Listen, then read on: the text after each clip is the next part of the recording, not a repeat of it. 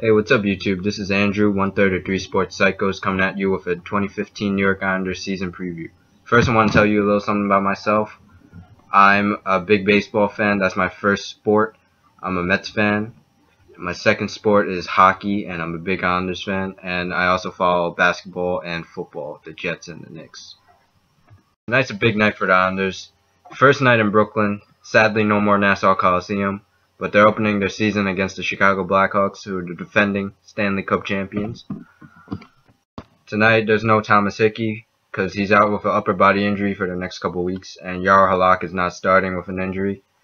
Instead, we have Thomas Greiss starting, who's our new backup goaltender that we signed in free agency, of which was a pretty inactive free agency for the Islanders, where we also signed veteran defenseman Marek Zidlitsky to replace another veteran defenseman, Lubomir Veznovsky. He'll likely play the same role that Lubo did on the power play and on the third pairing of the defense.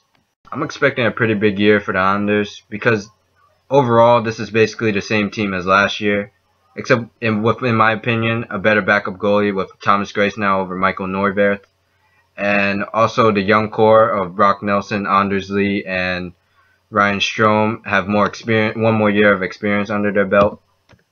That young core I just mentioned of Brock Nelson, Anders Lee, and Ryan Strome is going to be a big key to Islanders' success this year, because they need to provide stability to the second and third lines, taking pressure off the first line of John Tavares and Kyle Poso.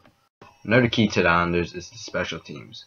Last year, the power play was amazing in the first half with Brock Nelson, Kyle Poso, and John Tavares up front, but in the second half it died out, and in the playoffs it was almost non-existent. This year, this Islanders power play needs to step it up for the whole year, and they can be lethal with the amount of talent they have up front, especially with Tavares leading the way. The penalty kill was the opposite last year, because in the first half it was absolutely horrible, but in the second half they stepped it up for the playoff push. If they can get a combination of the second half penalty kill and the first half power play from last year, special teams will play a big part in the Islanders season. And of course, the biggest key to the Islanders season is our captain, John Tavares. Tavares put up MVP-like numbers last year, but he finished third in the Hart Trophy voting.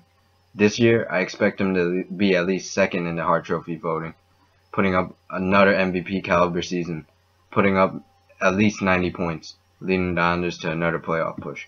For all the reasons I just stated, I expect the Islanders to be slightly better than last year. Last year, we finished with 101 points in the Metro Division. This year, I expect us to finish roughly with 104 points, which should be good enough for second in the Metro Division. That should wrap it up. Thanks for watching. Like, comment, and subscribe, and I'll see you next time.